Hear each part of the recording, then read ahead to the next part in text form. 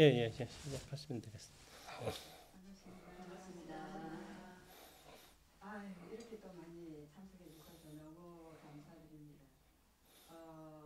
우리 뭐 스님 잘 아시는 분들도 많고 또 새로 오신 분도 절집에 다녀보신 분들은 아시겠지만은 입정이라는 과정이 있습니다.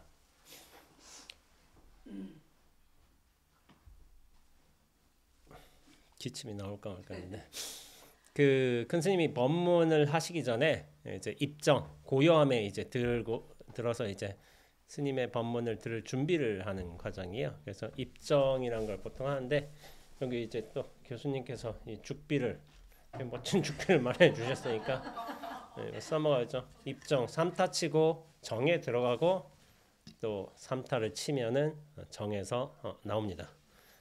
예.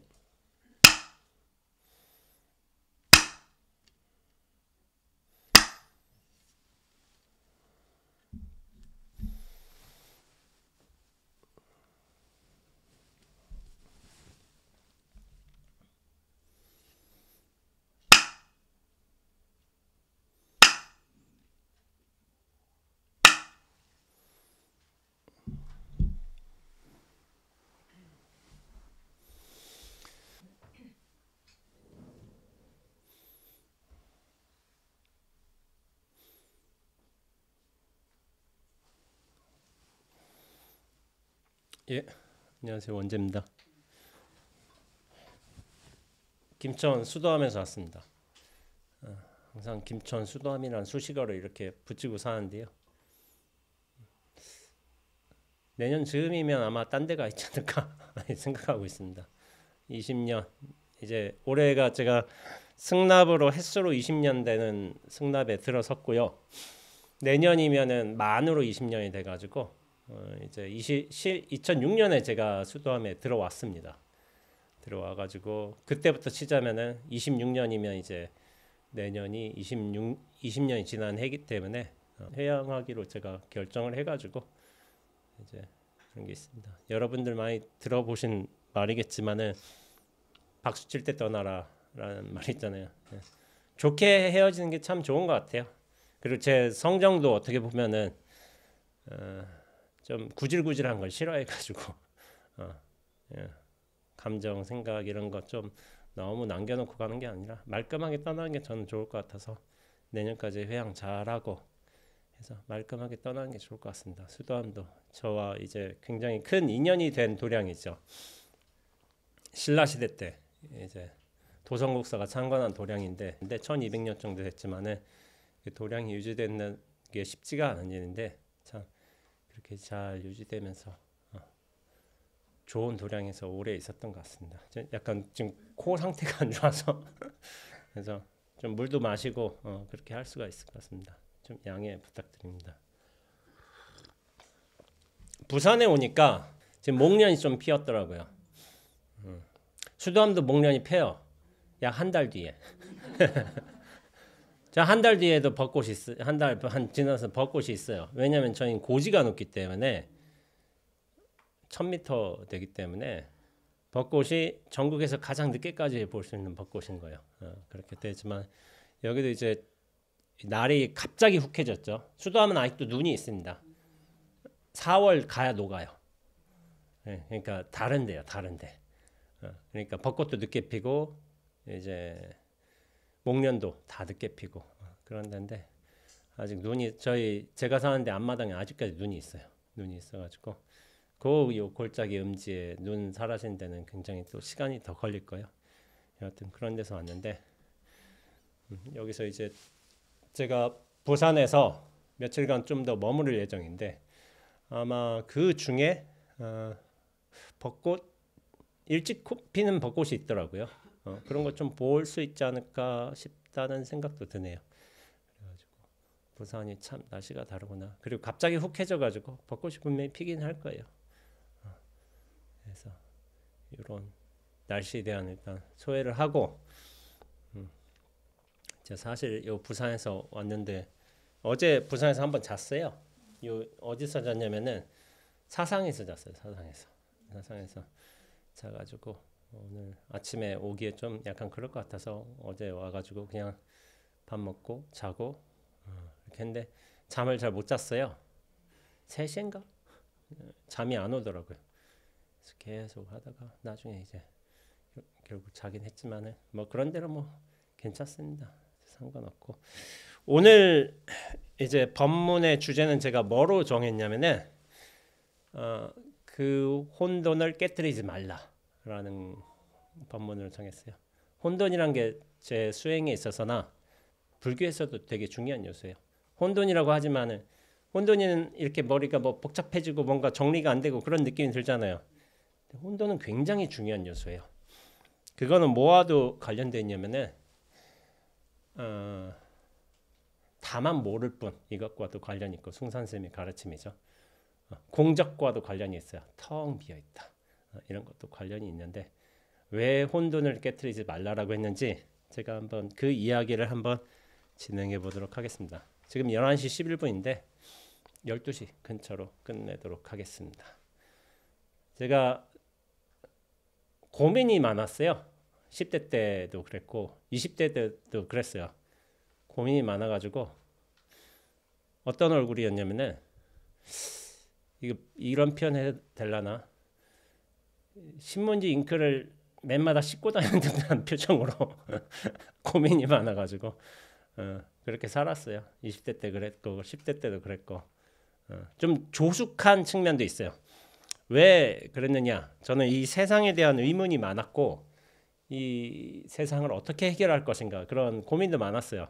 좀 조숙하긴 했는데 10대 때부터 고등학교 때부터 언론에 관한 잡지를 읽었어요. 언론에 관한 비평서. 근데 10대 때 그런 거 안 읽거든요. 아마 요즘에 더 그럴 거예요. 그 관심 누가 있어요. 근데 저는 17살인가 인물과 사상사라는 책을 봤어요. 정기구독해서. 혹시 아시는 분? 인물과 사상사라고. 모르세요? 강준만 교수님이라고 전북대 언론 뭐 신방과인가 언론 무슨 과가 있을 거예요. 그때 교수님이셨는데 제가 이제 대학교를 다니기 전인 96년 그때 5년쯤에 굉장히 핫하신 분이세요. 언론에 관한 대표적인 어떤 비판을 하시는 논사에다가 교수님이셨는데 이제 뭔가 20대 청년 때 그렇잖아요. 세상을 좀 더 변혁해보고 싶고 부정부패를 좀 없애버리고 싶고 그런 걸 당연히 생각한단 말이에요. 20대는 원래 그런 시기예요. 근데 제가 대학교 때 그렇게 인물과 사상사를 계속 읽었어요. 고등학교 때부터 읽고서 나중에 대학생 때는 기고도 했어요. 대학교 1학년 때 1학년생이 좀 기고하기는 쉽지 않은 잡지인데 좀 저도 이제 머리가 굵어가지고 이런저런 생각으로 기고도 하기도 했고 심지어는 이제 군대까지 가서 읽었습니다. 군대에 있으니까 제가 4.4 공병대대라고 미 이사단에 그 대대를 나왔는데 거기를 이제 주소를 돌려가지고 그렇게 읽었어요. 근데 언젠가 행정과에 병장 윤병장이라고 있어요. 윤병장 저랑 동갑인데 윤병장이 저를 이제 연락하더라고요. 연락하더니 야 너 일로 와봐. 제가 후임이었으니까 그러니까 인물과 사상사 딱 보여주면서 너 이거 어떻게 읽어? 이거 왜 여기다 배달시켰어? 이거 안 되는 책이야 해가지고 불온서적인 거예요. 불온서적. 왜 불온서적이냐면은 언론에 대한 비판을 하기 때문에 정부에 대한 비판을 하기 때문에 군대에서는 그게 불온서적으로 들어가요. 그렇기 때문에 읽으면 안 된다는 말이었어요. 군대에서 이거 허용되지 않는다. 그래서 내가 당황했죠. 근데 봐주겠다는 거야. 왜 봐주는가? 이 사람이 강남 사람이에요. 강남 사람. 강남인지 서촌지 뭐 반포인지 모르겠지만은 근데 강남에 잘 사는 집안 카투사가 좀 잘 사는 집안들이 많아요. 학벌도 높고 다. 그런데 이 양반이 그런 사람이었어. 근데 강남 좌파였던 거야. 강남 좌파여가지고 불온서적 읽는 거를 굉장히 칭찬하더라고요. 저를. 너는 봐줄게 하고서 유명한 강남장 아빠가 은행장인가 아마 그랬을 거예요. 강남에서 은행장 한다면 뭐 잘 살지 않겠어요.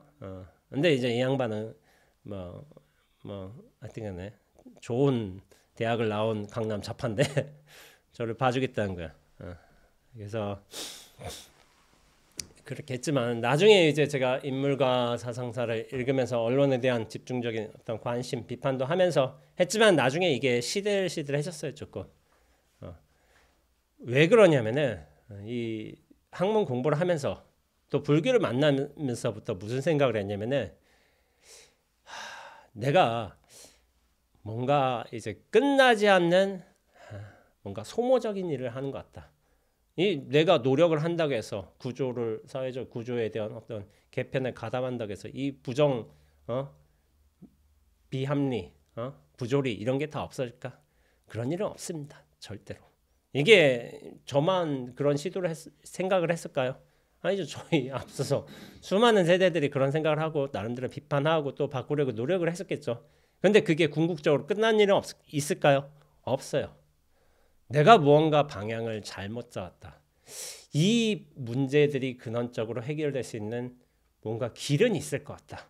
그런 짐작은 들었지만 그것이 무엇인지를 찾지 못하고 스스로 이제 답보하면서 살고 있었죠. 세상이 이 근원적인 문제가 해결되리라고 그런 막연한 짐작은 하고 있었지만은 그게 어떤 방법을 통해서인지 알 수가 없었던 거예요. 그러던 차에 제가 이제 불교 공부를 하면서 큰 스님들의 일대기를 좀 짤막하게 모아놓은 책 하나를 이제 발견하게 됐어요. 그러니까 우리나라 이제 뭐 경허 스님, 뭐 말하자면 용성 스님, 망공 스님, 뭐 해월 스님, 뭐 정강 스님에서부터 수많은 이제 스님들이 계시잖아요. 선지식들이. 그 선지식들의 어떤 삶과 수행과 깨달음과 열반 뭐 이런 것에 대한 개성들도 소개되고 한 분당 한 15페이지 정도 15페이지 내외로 해서 그러니까 좀 짤막하게 된 거예요. 그 한 분의 일대기를 다루긴 짧죠.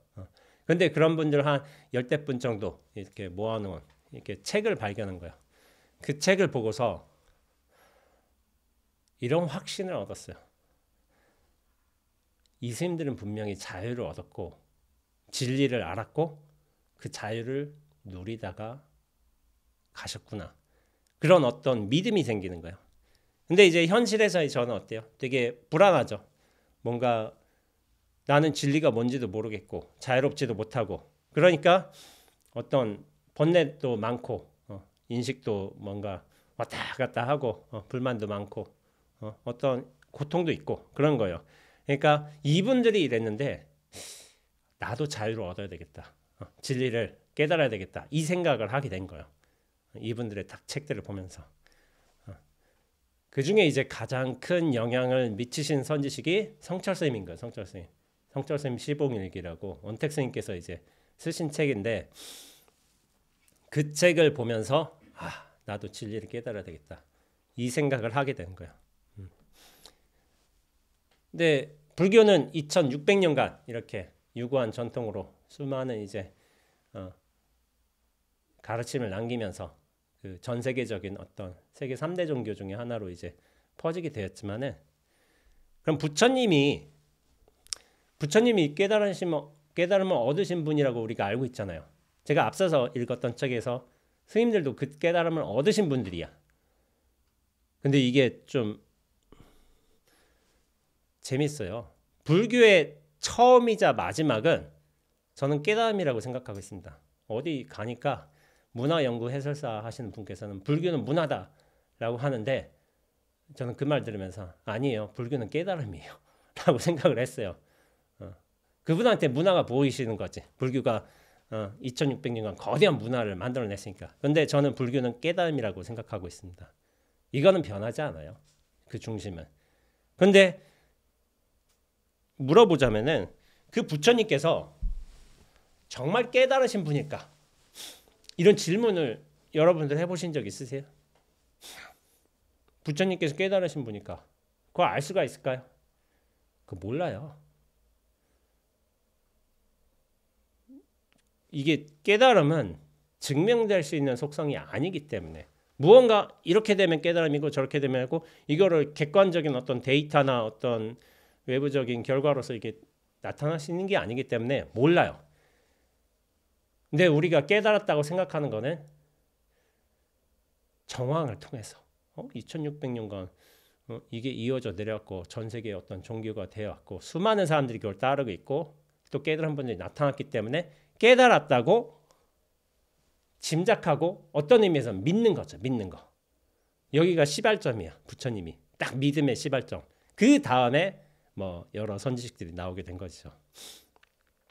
뭐 여러 아난이라든지 가섭이라든지 수많은 이제 보리달마, 뭐 임재 이렇게 가고 우리나라에서는 경어, 망공 뭐 이렇게 쭉 가는 거죠. 그런 법맥으로서 그런 믿음이 어떻게 보면은 불교의 시작점인 거예요.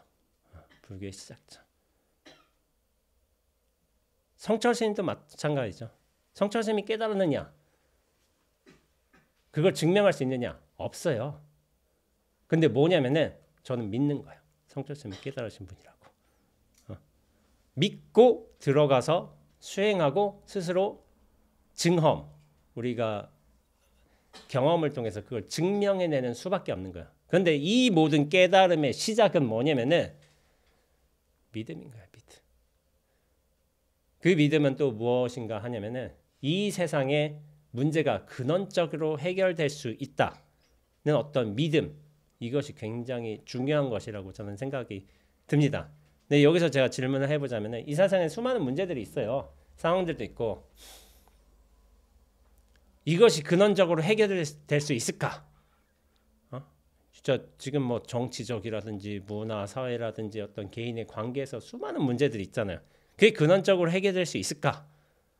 그것이 불가능하다고 생각하시는 분들도 있어요. 왜냐하면 너무 산적하기 때문에 이게 너무 뿌리 깊고 어떤 인간의 근원적인 욕망과 관련되어 있기 때문에 이건 불가능하다라고 생각하실 분이 많아요.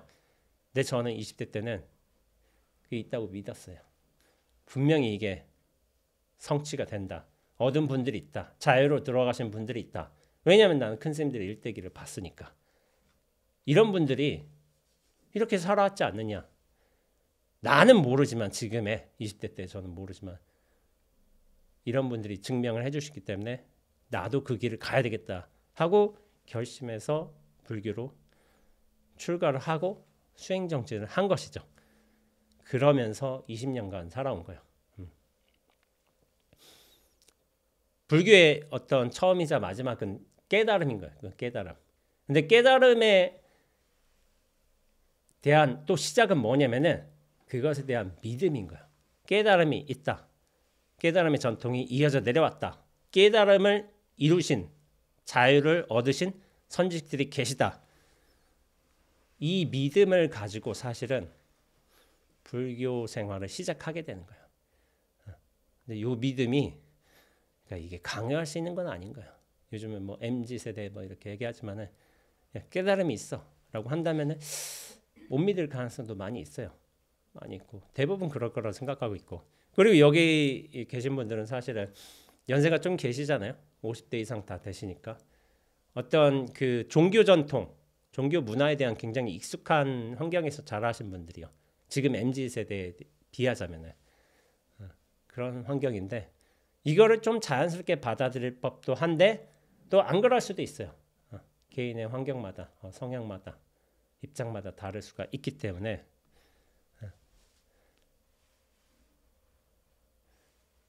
그렇지만 이 깨달음을 얻게 된다면은 근원의 문제가 해결되고 이 세상이 전혀 다른 모습으로 새롭게 훅 다가올 것이다 라는 그런 저는 믿음을 가지고 수행을 해온 거예요. 해온 거. 근데 이 믿음 참 힘들어요.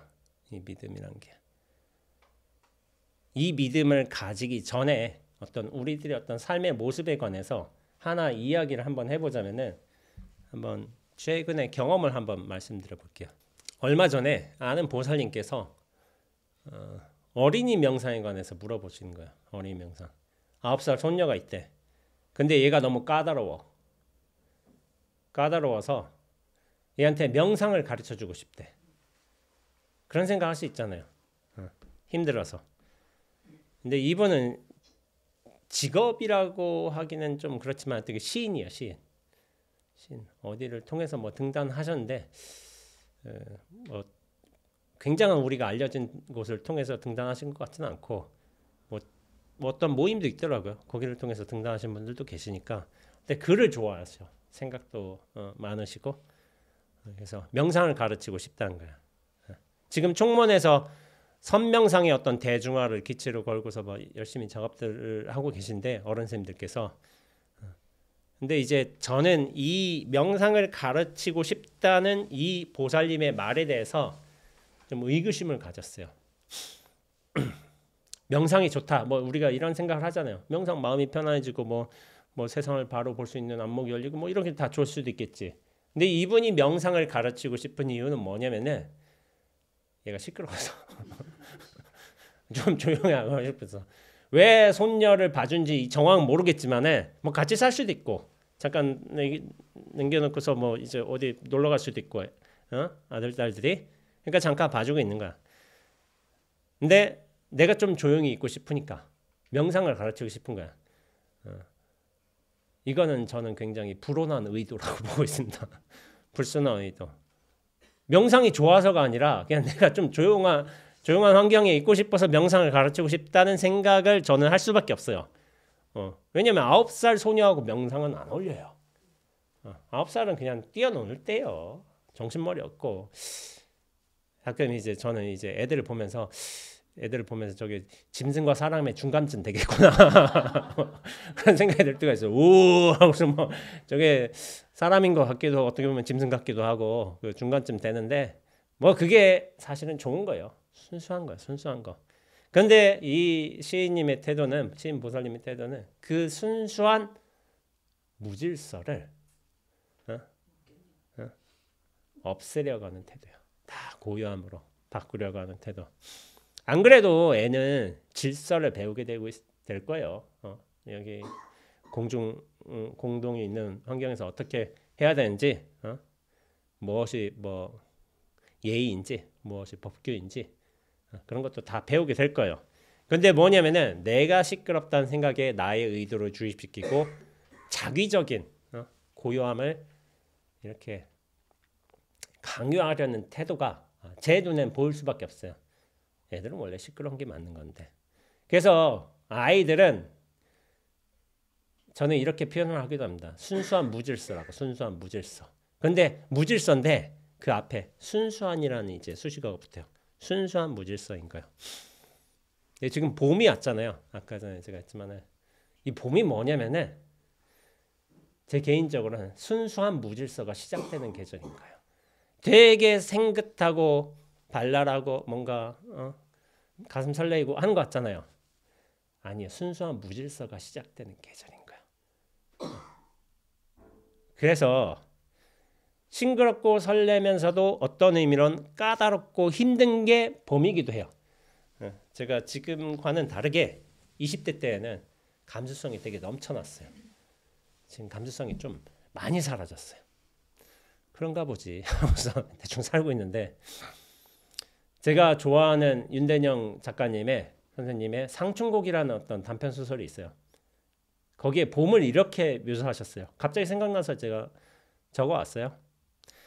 봄이 거저오남 한 차례 물을 쏟아 냇물을 불크고 꽃샘 바람인지 먼지가 맵게 몰아쳐 간 다음에야 그놈의 홍목당의 코빼기가 보이지. 이게 무슨 말인지 아세요? 홍목당이에요. 무슨 말이에요? 에? 저는 처음 들어봐요. 홍목당이라는 말. 아 그래요? 홍목당의 코빼기. 아 그래요? 아, 이게 그러니까 경상도 사투리인가요? 목당. 나는 이게 뭔지 모르는데 코빼기가 그래서 보이는 거구나. 근데 뭔지 모르는데 너무 멋있는 거야 이 표현이. 봄이 거저오남 한 차례 물을 쏟아 냇물을 불크고 꽃샘 바람인지 먼지가 맵게 몰아쳐 간 다음에야 그놈의 홍목당의 코빼기가 보이지. 이게 사투리이고 뭐 독특한 그 지방의 표현일 수도 있는데 너무 멋있다는 생각이 들었어요. 제가 상춘곡이라는 소설을 엄청 좋아해요. 그래서 이번에 책을 가져왔어요. 부산에. 한 번 더 읽어보려고. 이 소설은 저 20대 때의 어떤 기억과도 관련이 있는데 아름다운데 슬퍼, 처연해, 약간 그런 느낌이 있어요. 그래서 제가 시티팝을 좋아해요. 시티팝이 경쾌해요. 근데 그 근본 내용은 좀 슬퍼요. 뭔가 처연하고 그런 약간 복합적인 게 들죠. 되게 멋있다는 생각이 들었어요. 봄이라는 게 제가 정정해야 되겠네요. 법문 길어지겠습니다. 저 봄이라는 게 그냥 오지 않아요. 되게 힘들어요. 힘들게 오는 게 봄인 거예요. 어떻게 보면 그런 이면들을 제가 20대 때 느끼고 있었어요. 느끼고 있었기 때문에 봄이면 되게 슬펐어요. 어떤 의미에서는 그때는 되게 슬퍼가지고 그렇지만은 이 순수한 무질서에 봄이 오는데 이거는 좋은 것이기도 하고 슬프기도 하고 아련한 것이기도 해요. 그런데 이 보살님 같은 경우는 연세가 드셨죠. 70 넘으시고 이렇게 하셨으니까 애들을 나의 질서로 내가 생각하는 질서로 들어오게 하기 위해서 명상을 배우게 하고 싶은데 그거는 사실은 아이의 순수한 무질서를 무너뜨리는 것이라고 저는 생각할 수 있어요. 애들은 원래 통제되기가 힘들어요. 알 수도 없고 규정할 수도 없고 그러니까 짐승과 사람의 어떤 중간쯤 되는 존재처럼 이렇게 느껴지는 거예요. 그러다 이제 애가 사람이 돼가는 거죠. 점차 생각도 하고. 그런데 그것을 예측하고 규정하고 그리고 나의 구미에 맞게끔 이렇게 다시 틀에 맞추는 데서 사실은 사람이 돼가는 것이긴 한데 그게 사실은 중생이 되는 거예요. 중생이 되는 거. 그리고 우리가 나란 존재에 갇혀드는 과정이라고 저는 생각하고 있습니다. 이거는 어쩔 수 없어요. 사람이란 건 그걸 다 겪을 수밖에 없어요. 그런데 원래 이 세상은 봄이 오는 것처럼 순수한 무질서예요. 설레게 오는 것이고 알 수 없음으로 다 표현되는 것이긴 한데 거기에 나라는 존재를 탁 들여 놓음으로써 거기서부터 본래의 어떤 순수함과 무질서가 사라지는 것이라고 저는 생각하고 있습니다. 근데 저만 생각한 게 아닌 거예요. 수많은 선지식들이 저는 비슷하게 생각을 했다고요. 그렇게 깨달았다고 저는 생각을 해요. 그래서 제가 예전에 얼마 전 겨울에 신신명 강설이라는 게 있습니다. 삼조 승창스님의 어떤 선문인데 선에 대한 글귀인데 이게 어떤 우리 선문에서는 표준이에요. 약간 진함석과 같은 거. 깨달음이란 이런 것이다. 수행은 이런 것이다. 진리는 이런 것이다. 라는 어떤 지침서 같은 글이에요. 거기에서 제가 강의 5강인가에 이런 말을 했어요. 우리는 처음에는 이 나라는 존재로 들어서기 전에는 세상과 한통 한몸으로 존재했어요. 세상과 분리되지가 않았다고요. 그러니까 나란 존재가 별로 없었어. 인식이. 그러니까 커다란 세상으로서 그렇게 살아왔어요. 근데 언젠가부터 나란 존재가 탁 분리되기 시작해. 그러면서부터 변화를 겪게 되는데 사람이 되는 것이기도 하고 나라는 자아가 언제 생긴 줄 아세요? 타인과 구별돼서 이게 나야 라고 딱 인식되는 것은 보통 생후 15개월, 18개월 정도가 되면은 유아, 애는 나하고 세상을 다른 사람하고 분리를 하는 거야.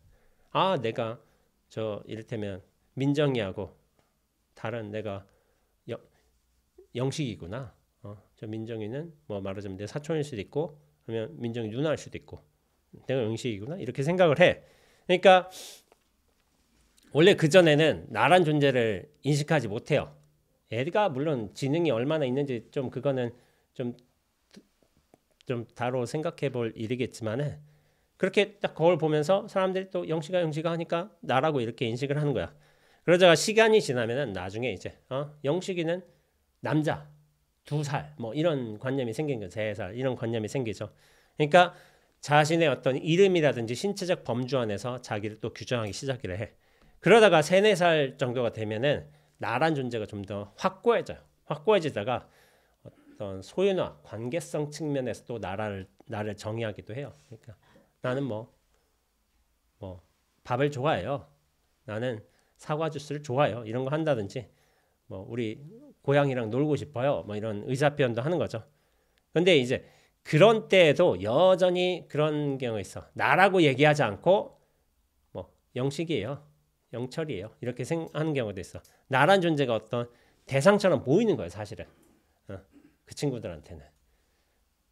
이건 뭐냐면은 나란 존재가 여전히 미분화 상태라든지 좀 약분화 상태인 거예요, 여전히. 그러니까 세상과 한 통으로 존재하고 있지만 서서히 생겨나면서 나를 객관 대상으로 볼 수 있는 거죠. 근데 이런 때 특징이 뭐냐면은 애들의 특징이기도 한데 선악, 시비, 미추, 호불호에 대한 것이 호불호는 좀 그렇겠지만은 그런 관념들이 명확하게 나뉘지가 않아요. 애들한테는. 제 애들을 보세요. 애들을 할 적에 이를테면 뭐 여기 좀 뭐 신체적 약간 특징 요소가 있다고 쳐봐.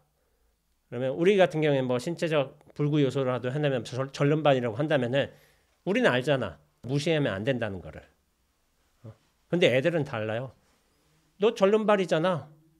바보처럼 없잖아. 얘들은 직설적인 거야. 우리는 교육을 받았어. 이거를 인간적인 어떤 권리로서 무시하면 안 된다는 거 알아. 그렇기 때문에 꺼내지 않아. 근데 애들은 그런 게 없어요. 왜냐하면 사회적 규범, 시비 그거에 대한 기준이 명확하게 들어서지가 않았어요. 근데 우리가 나중에 배우면서 그걸 나중에 익히는 거예요. 예의, 범규를 그렇게 익히는 거죠. 그렇게 중생이 되는 거예요. 그런데 기억이라는 것도 마찬가지예요. 우리가 왜 어렸을 때 기억이 없느냐? 지능이 발달이 덜 돼서 그럴 수도 있어요. 그게 저는 맞다고 생각하고 있지만은 기억이라는 건 뭐냐면은 나란 존재를 구별짓고 나서 경험하게 되는 총체가 기억으로 쌓이는데 나와 세상이 나와 타인이 구별되지 않는다.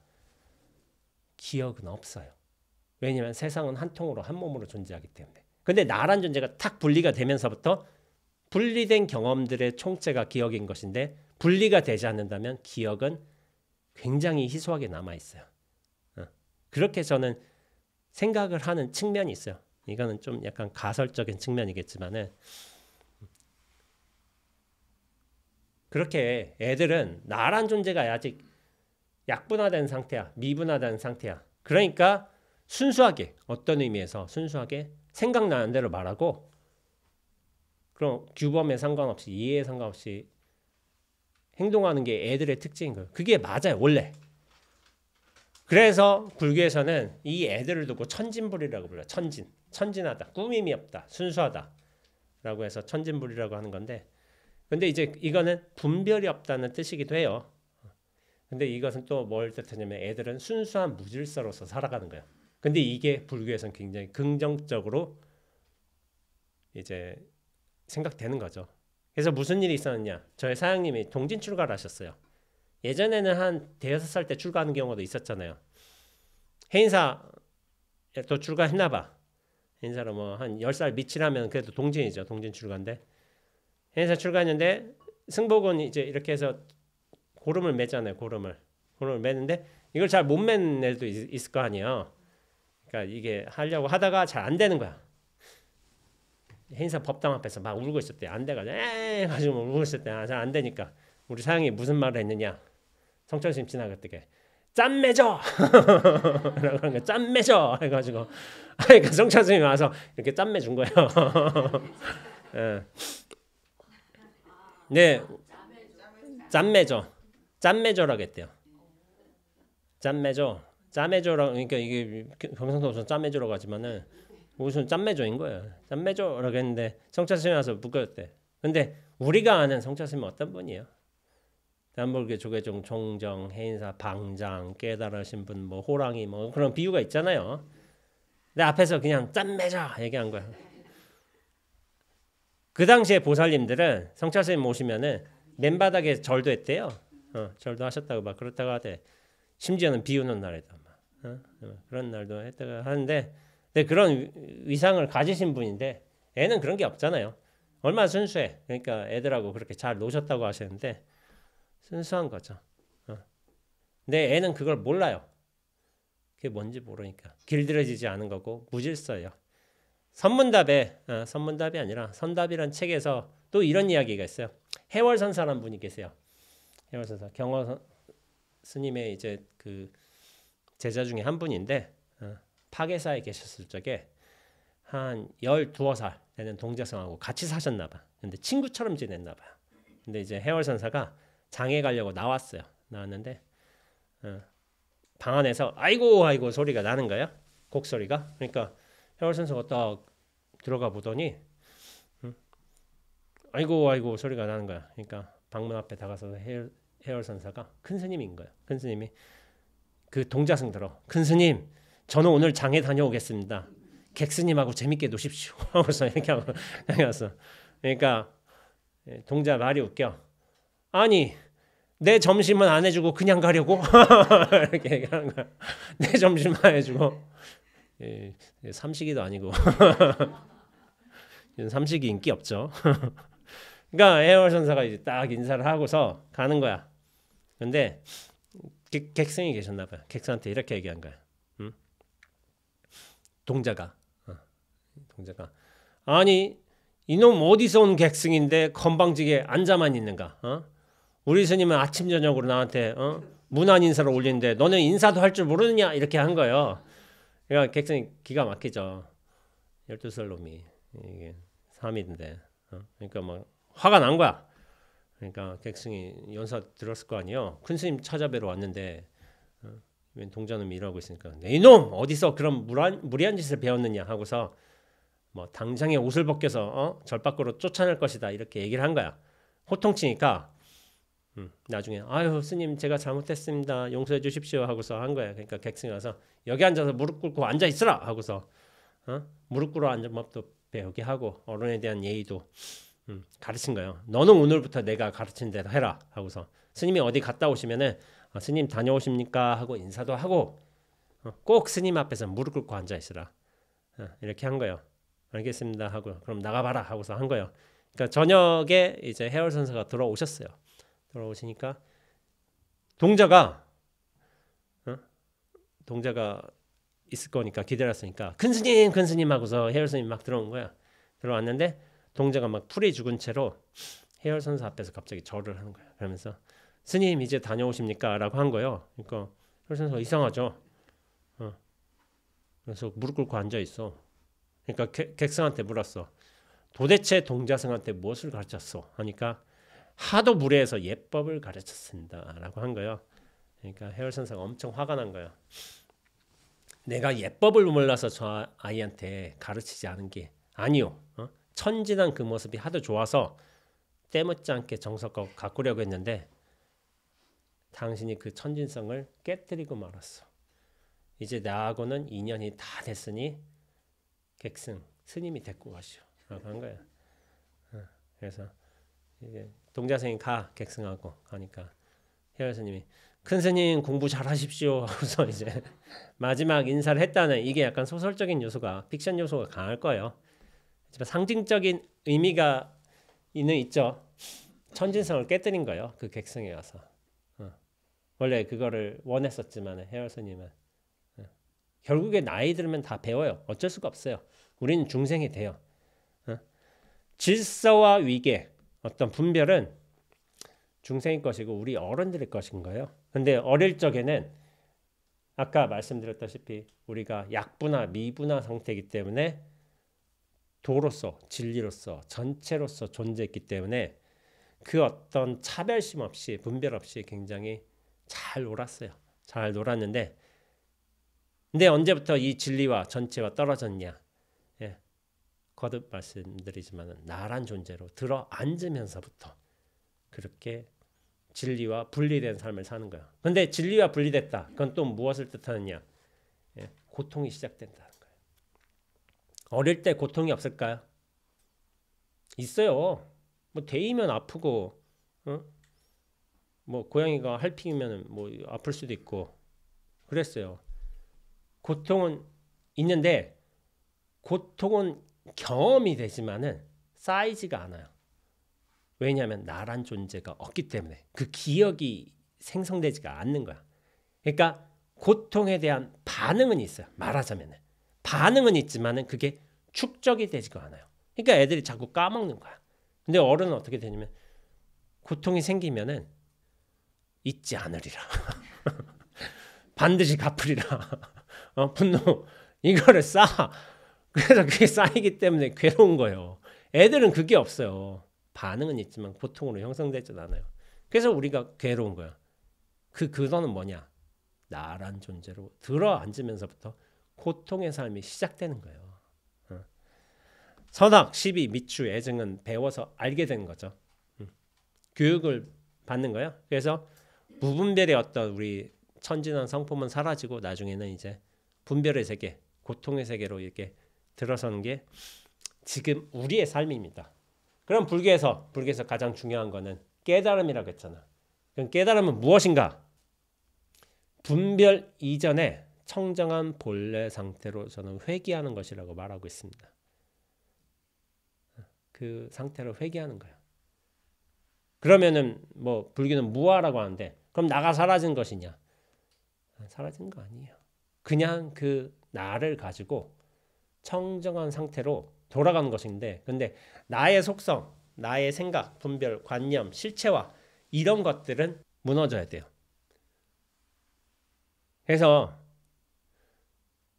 나를 싹 비워낼 뿐이지 그 비워냄으로써 그 원래 청정한 본연의 상태로 돌아가게 된다면은 이 세상은 분별은 있는 그대로 일어나되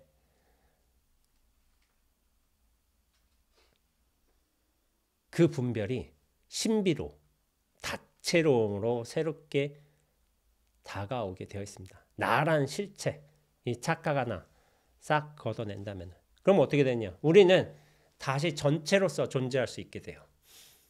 전체로서, 눈앞으로서. 제가 눈앞이란 말을 자주 사용하지만 눈앞이 전체예요. 세상이 보여요. 근데 뭐냐면 이전에는 내가 시비, 분별, 관념, 생사심, 번뇌심으로 보는 세상이지만은 그걸 걷어내고서 보는 세상은 있는 그대로의 신비로 나타난다는 거예요. 신비로. 의미 부여하지 않고.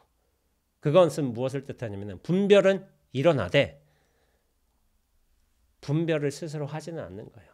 내가 가진 기준에 의해서. 분별은 스스로 일어나 나는 나고 너는 너인 거예요. 산은 산이고 물은 물인 거예요.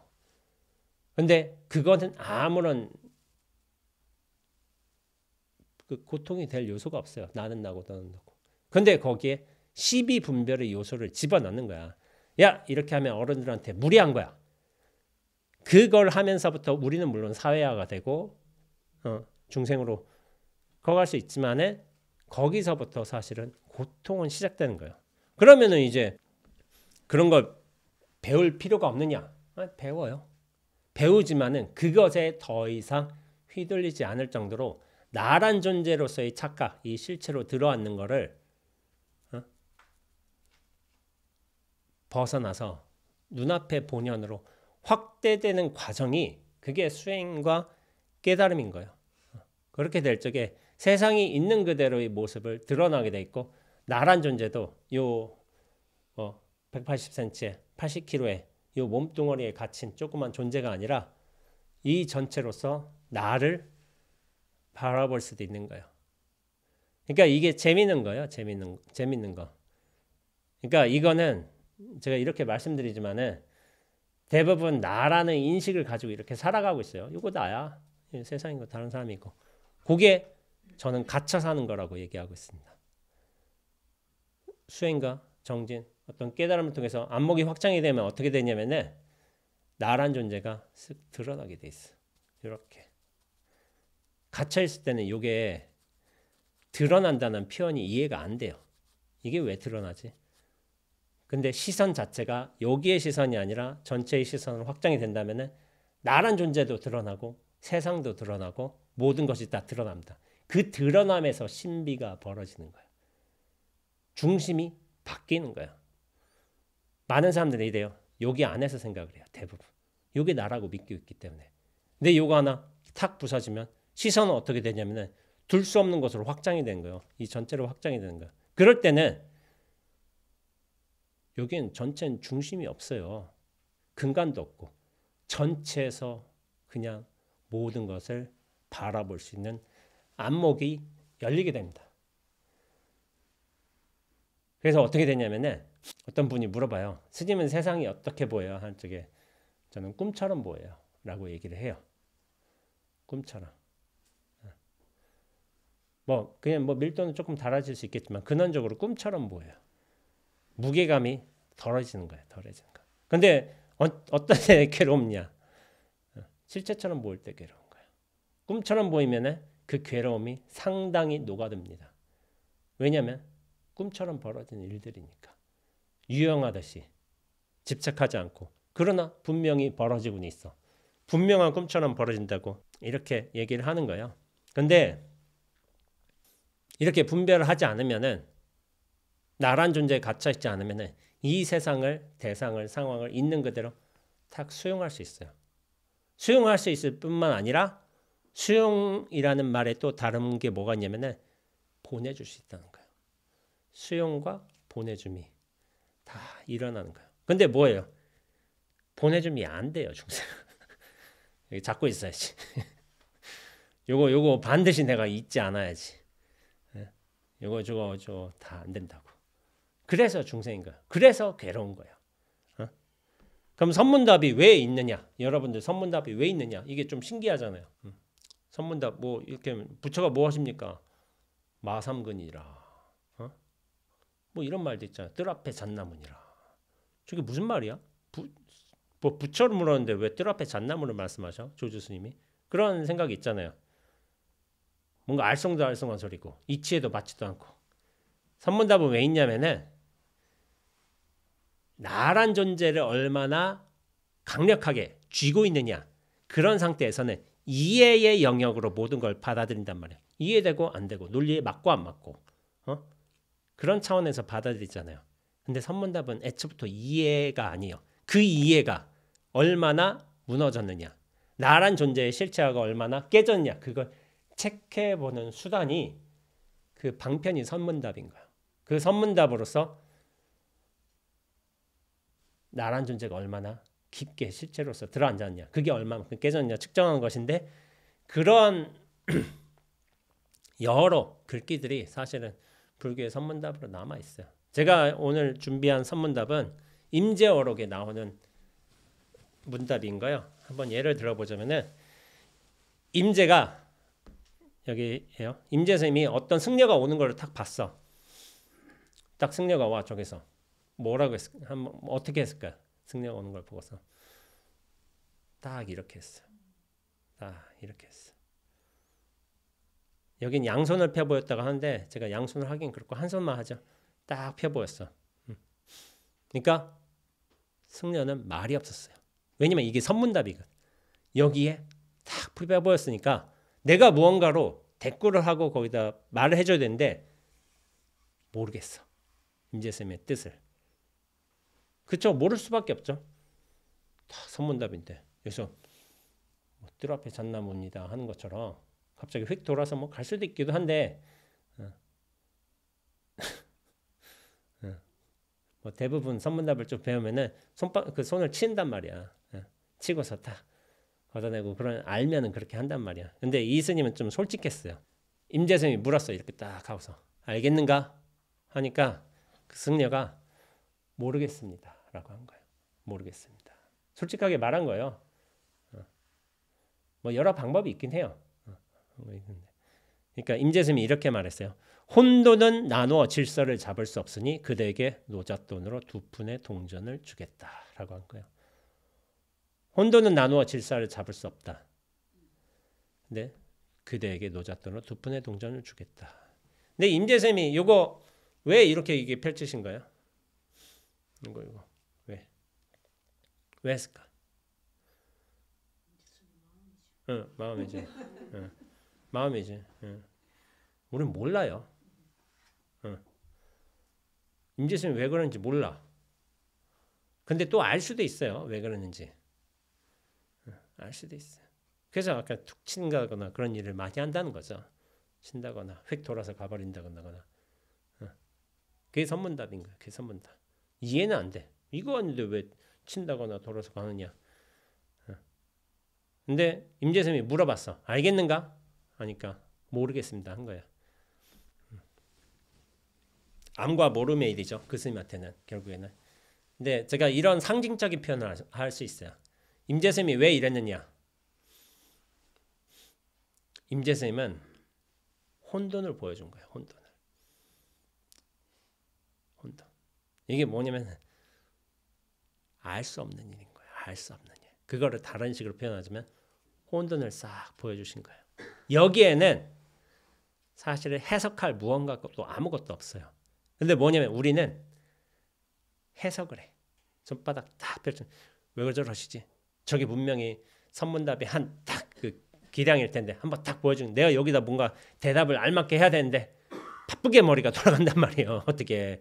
내가 저기다 바로 하면은 인가도 받을 수 있고, 이렇게 할 수 있겠지만 지금 뭔가 모르겠고 애매하단 말이야. 그러니까 거기서 딱 혼돈 이제 뭔가 난처해 하니까 임재스님이 그걸 본 거죠. 알겠는가 하니까 모르겠다고 솔직하게 얘기를 한 거죠. 그런 상황인 거예요. 근데 임재스님이 야, 그대에게 혼돈은 나누어 질서를 잡을 수 없으니 노잣돈으로 2푼의 동전을 주겠다라고 했어요. 이 2푼의 동전도 뭐야? 뭐 돈은 있는 것도 아니고 노잣돈이래. 노잣돈. 이건 굳이 해석하자면은 해석해도 되는데 안 해도 되는데 알아도 되고 몰라도 상관없는데 굳이 해석 우리가 인간으로 해석을 해야 되니까 안다 모른다 또 나뉘어져 있으니까 이거 평생 공부하라는 거예요. 2푼 요 2푼 가지고서 평생 공부해봐라 이 뜻인 거예요. 근데 솔직히 말해서 몰라도 돼요. 이게 뭐가 중요하냐? 이 선문답이 진짜 민숭맹숭하거든요. 모르는데 뭐 어떻게 되느냐? 근데 나란 존재로 확연하게 들어설 수 있다면은 안다 모른다, 한다 안 한다 이런 게 더 이상 중요하지 않은 요소가 돼요. 그래서 이걸 왜 했느냐? 몰라요. 근데 여러분도 모르고 저도 몰라요. 근데 차이점은 있어요. 차이점은 이게 정말 이제 공부를 잘 하시고 그렇게 한다면은 모름에 안착할 수가 있어요. 모름에 안착할 수가. 안다 모른다의 그런 선택에서의 모름이 아니라 모름 그 자체에 안착할 수가 있는 거예요.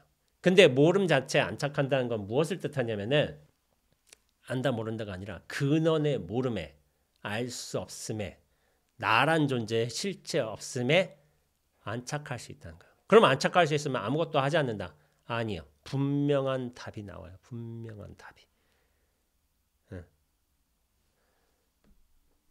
근데 임재에서는 관문을 제시한 거예요. 제가 이것을 굳이 해석하자면 혼돈을 보여준다고 했죠. 이 혼돈이 너무나도 분명하고 생생하고 순수한 무질서이자 생명력인 거예요. 이거 아무것도 아닌 거. 근데 뭐냐면은 나란 존재는 여기에 대해서 분류하고 의미 규정하고 싶어하는 게 나란 존재인 거예요. 왜냐면은 그래야만 나란 존재의 어떤 틀이 갖춰질 테니까. 그래서 이거를 의미 규정하고 싶어해. 분류하고 싶어해. 그런 것에 대한 고사가 있어요. 장자 4편에 응지양에 나오는 혼돈 7규라는 고사가 제가 여러 번 인용하는데 이 고사를 다시 한번 인용하도록 하겠습니다. 혼돈에 7개의 구멍을 뚫어줬다는 얘기인 거예요. 그 본문을 읽어보자면은 남해의 제왕이 있어 숙이라고 하고 북해의 제왕이 있어 홀이라고 하였고 중앙의 제왕이 있어서 혼돈이라고 한다. 남해에는 숙이라고 해. 남이 정해져 있죠. 북은 제왕이 있어서 홀이라고 해. 숙과 홀이 있어. 근데 중앙에 제왕이 있대. 남북은 방향이 있잖아요. 근데 중앙은 사실 방향이 없어요. 혼돈이라고 해. 근데 숙과 홀이 때때로 혼돈의 땅에서 만났대요. 혼돈이 그럼 그들을 지극히 잘 대접하였대.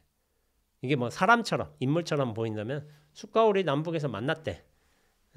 잘 대접해줬대. 때때로 만난 게 아니라 항상 만나죠.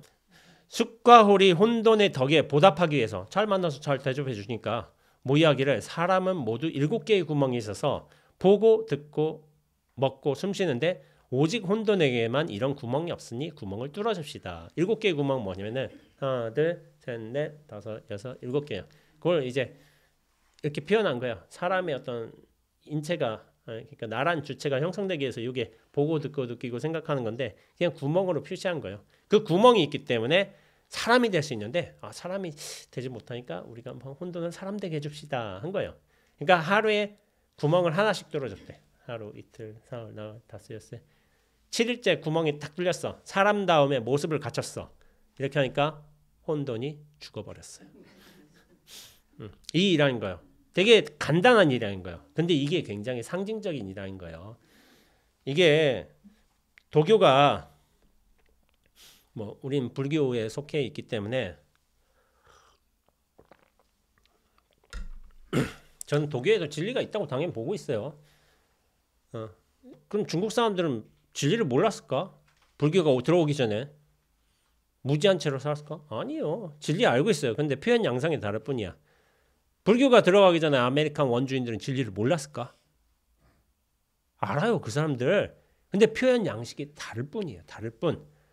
그 진리에 대한 체화가 있기 때문에 그 사람들도 우리도 다 있어요. 네, 이 일화가 뭐냐면은 제가 이런 일화도 있지만은 제가 노장님한테 뭐 여쭤봤어요. 스님, 도교는 어떻습니까? 도교는 수행하면 깨달을 수 있는 사람도 있지 않습니까? 있지. 당연하지. 근데 그 사람들은 노장님 생각으로는 한 8부까지 갔어. 10부까지 못 갔어. 뭐 이런 식으로 말씀하셔요. 근데 이것도 다 진리의 다 어떤 중요한 상징인 거예요. 근데 이 뭐냐면은 본래 혼돈이었어. 혼돈인데 사람처럼 만들어주고 싶대. 그러니까 구멍을 뚫어준 거야. 감각기관을 세우면서부터 인식의 주체를 형성하게 돼준 거예요. 그런데 그렇게 주체를 형성해 주니까 혼돈이 죽어버린 거야. 혼돈이 죽으면 어떻게 될까요? 사람 되고 중생이 된 거야. 중생이 된 거. 말하자면 알 수 없음. 순수한 무질서가 규정할 수 있음. 예상할 수 있음. 그런 중생이 돼버린 거야. 그런 중생이 돼버렸다는 것의 어떤 다른 표현은 뭐냐면은 나란 존재가 형성이 된 거예요.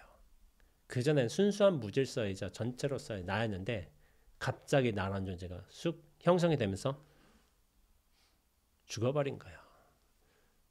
여러분들은 수많은 불교 배경을 가지고서 이렇게 이 법의 자리까지 오셨지만은 근데 불교는 너무나도 저는 단순한 종교라고 생각을 해요. 어떤 의미에서 분명한 종교. 불교는 딱 2가지 뿐이에요. 2가지. 그 하나는 뭐냐면은 고통. 나머지 하나는 고통에서 벗어나. 고통과 고통에서 벗어나. 이게 딱 2가지 불교의 명제인 거예요. 이거밖에 없어요. 근데 불교에서 고통에서 벗어나면 뭐냐면은 뭐 열반이라고 하기도 하고 깨달음이라고 하기도 해요. 깨닫게 된다면 고통에서 벗어나게 돼 있어요. 그러니까 불교는 고통과 깨달음, 중생과 부처, 번뇌와 뭐 보리라고 하기도 하는데 번뇌와 따로 비견되는 보리가 있는 게 아니라 이 세상의 전체 지혜로 발현되는 거예요. 발현되는 거. 그런데 이 고통에서 어떻게 벗어날 수 있는가에 대한 이해를 갖추기 위해서 팔만대장경이 형성된 거예요. 이 고통에서. 근데 이 고통의 중심은 뭐예요? 나란 존재예요. 나란 존재. 그래서 아와 무아. 무아가 깨달음인 거예요. 깨달음이고 이고 등락. 이고 등락이 되는 거예요. 그렇게 되는 것인데 그래서 이 불교생이 왜 하느냐? 뭐 깨달음을 먹기 위해서 하고 있지만은 저는 이랬어요. 출가 동기가 뭐냐면 자유로워지기 위해서. 이 고통에서 벗어나기 위해서. 근데 이게 너무 당연한 거야. 그러면 이거는 자유롭고 고통에서 벗어나기 위한 건 사실 인간의 근본적인 속성에 관한 것이지 불교만의 요소가 아닌 거예요. 불교만 이렇게 고통에서 벗어나는 걸 불교만의 요소다. 아니요. 그냥 인간적인 속성. 그러니까 불교는 굉장히 인간적인 종교인 거예요. 깨달음에 대한 종교이기도 하고. 근데 너무나도 단순하게 나란 실체로부터 이 고통이 생겨났으니 이를 실체를 딱 걷어내기만 하면은 곧장 진리로 들어가는 게 이 불교의 깨달음인 거예요. 너무 단순한 거, 너무 단순한 거. 근데 이게 하도 안 되다 보니까 팔만대장경까지 나온 거예요. 사람마다, 근기마다, 생각마다, 인식마다 너무 다르니까. 나 하나라는 실체, 착각만 딱 걷어내면 진리는 눈앞으로 생생하게 현존하게 되어 있습니다. 근데 이거 못 걷어내는 거예요. 못 걷어내서 눈앞에 있는 진리의 어떤 일들을 놔두고서 계속 내가 분별의 2차 화살이라고 하는데 거기다 해석하고 의미 부여하고 나란 존재에 득이 되고 해가 되고 이런 걸 분별하면서부터 고통이 시작되는 거예요. 그거 하나 나라는 착각 탁 걷어내면 되는 건데 이게 세상에서 가장 어려운 일인 거예요. 왜냐하면 나는 이 나를 중심으로 해서 50년간, 60년간 살아왔으니까 이거 걷어내 기회가 와도 저는 그렇게 생각합니다. 못 걷어내요. 왜냐하면 나 이거 지키면서 살아왔는데 이거 없으면 어떡해? 이 생각 때문에 이거 못 걷어내요 절대로.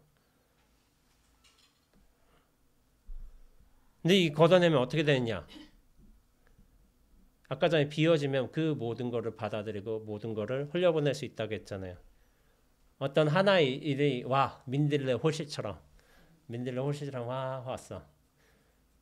근데 나란 존재가 탁 있으면은 여기 앉아야지. 탁 해. 홀씨 딱 받고 무럭무럭 커가겠죠. 나란 존재의 실체가 있으면 여기서 하나의 주체로서 생각으로서 감정으로서 기억으로서 이렇게 자리 잡을 수가 있는 거야. 근데 홀씨가 딱 왔어. 근데 여기 나란 존재가 뭐 없어. 텅 비어져 있어. 그러면 어떻게 되겠어요? 홀씨는 딱 왔다가 사라지겠죠. 홀씨만 오겠어요? 그 모든 생각 감정들이 다 왔다가 정착하지 않고 그러나 잠시 머무르다가 사라지는 게 우리 인간의 본래 존재이자 모습인 거예요. 근데 뭐냐면 나란 존재로 딱 들어앉으면서부터 야, 이 홀씨는 내가 붙들어야 돼. 야, 저 껌댕이는 내보내야 돼. 내가 취사 분별을 하죠. 그래서 힘든 거예요. 그래서 힘든 거. 이거 못 벗어내니까.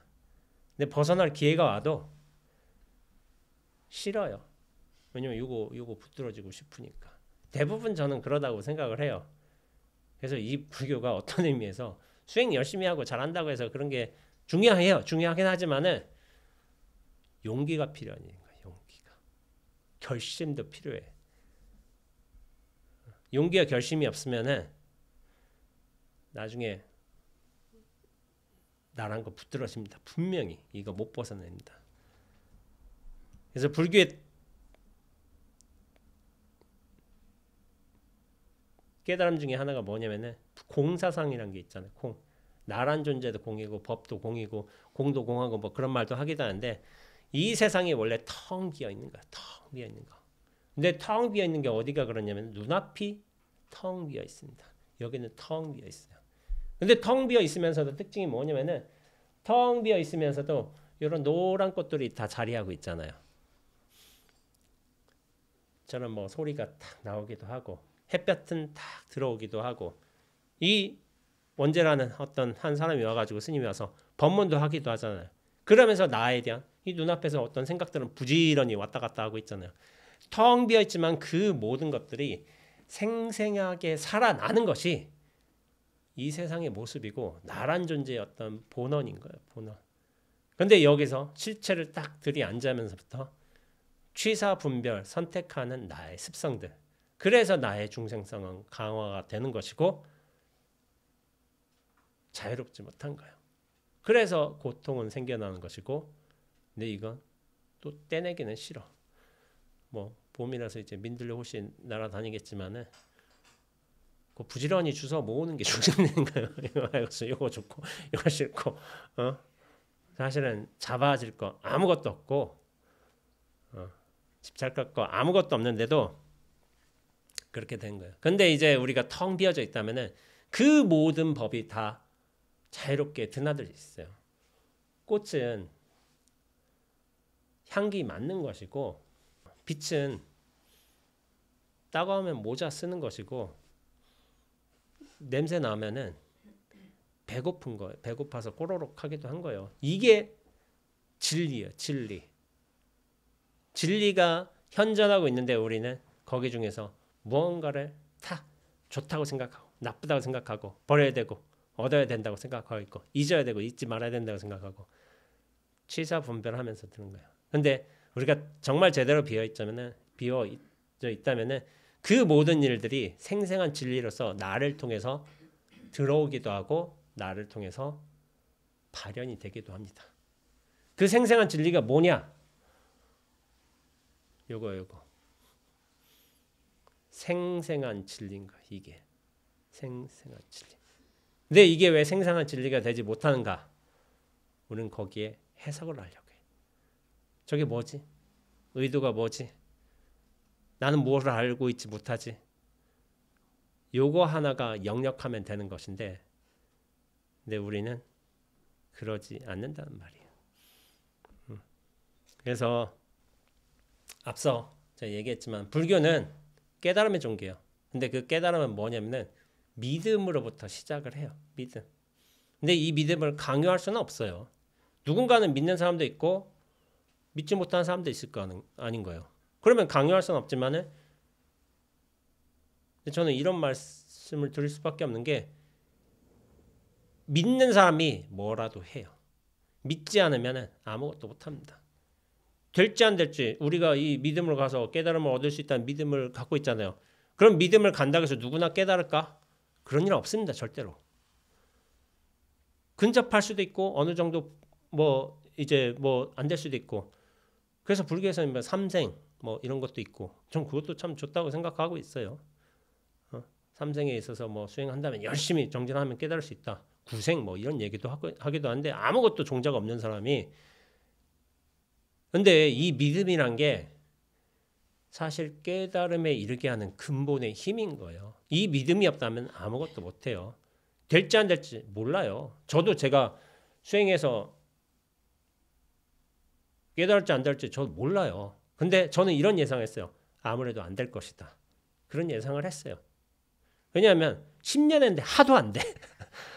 이게 뭐야 도대체. 나 뭐 9년까지 했는데 아무것도 없는 거예요. 나는 안 될 것이다. 나는 이렇게 그냥 직업수자로 살다 죽겠구나. 포기를 했는데 포기하면서 공부가 됐어요. 이게 놀라는 게. 근데 너무 일찍 포기하면 안 돼요. 할 거 다 해놓고 포기해야 되는 것이지 하지도 않았는데 포기하고 이 세상한테 모든 걸 맡기겠다. 그런 이상한 소리 해서는 안 돼.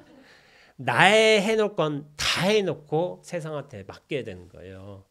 진리한테. 그게 진인사 대천명인 거예요. 사람의 일은 다 해놔야 돼. 다 해놓고 난 다음에 1000명한테 맡기는 것이지 해놓지도 않고 이상하게 모든 걸 맡깁니다. 이런 소리 하면 안 되는 거야. 해놓을 건 다 해놔야 돼요. 사람으로서. 근데 그렇게 해놓는다면은 그때부터는 내가 선택하는 요소가 아닌 거예요. 진리가 선택해요. 진리가. 내가 깨닫는다고 하잖아요. 아니에요. 깨닫는 건 내게 아니라 진리가 사람 보는 거예요. 그냥. 내가 깨닫는 거 없습니다. 그냥 진리가 선택할 뿐이지. 저는 그렇게 생각을 해요. 그런데 우리가 할 수 있는 건 뭐냐? 사람의 준비를 해놔야 돼요. 사람으로서의 준비. 근데 제 믿음은 그렇잖아요. 불교엔 깨달음이라는 게 있고 영원한 자유에 도달할 수 있고 이고등락할 수가 있고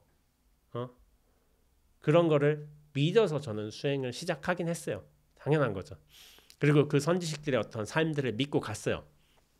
그러면서 그 영원한 자유를 쟁취한 분들이 있다고 쟁취한다는 말이 좀 그렇긴 하지만 그렇게 들어서신 분들이 있다고 저는 생각하고 있고 그분들은 고통에서 벗어났다. 이고등락하였다. 저는 그렇게 믿고 있습니다. 그래서 여러분들 중에 믿음이 없으실 분들이 있어요. 당연히. 불교는 이해로서도 재밌거든요. 이거 이해하면 재밌잖아. 근데 그 수많은 이해들이 중심이 아니라도요. 그 이해를 벗어남의 뜻이 있어요. 이해는 뭐냐면 나란 속성인 거예요. 실체의 속성인 거예요. 쌓는 속성이고. 근데 그거 근원적으로 벗어나야지만은 사실은 불교 깨달음에 들어선 거예요. 팔만대장경이 웃겨요. 팔만대장경 이해하라고 있는 게 아니라 팔만대장경 벗어나라고 있는 거예요. 어떤 의미에서는 이해하면 그건 반쪽짜리에 반의 반쪽도 못 돼요. 그거 벗어나면 큰 뜻이 있습니다. 자, 그래서 마지막으로 이제 했지만은 임재 스님이 이렇게 손을 딱 펼쳐 드셨어요. 이거 선문답이야. 그럼 이에 대해서 우리는 어떻게 해야 되는가? 라는 생각을 할 수도 있지만은 그런 생각 사실 필요 없어요. 뭐 임재 스님이 앞에 있는 것도 아니고 제가 뭐 아는 것도 아니지만은 손을 펼친다. 여기에 대해서 제가 한 가지 답을 드리자면은 답 아닌 답을 드리자면은 너무나도 단순합니다. 누가 손을 딱 펼쳤어. 거기에 대해서는 하이파이브 하는 겁니다. 여기에는 그 어떤 뜻도 없어요. 생사도 없고 분별심도 없어요.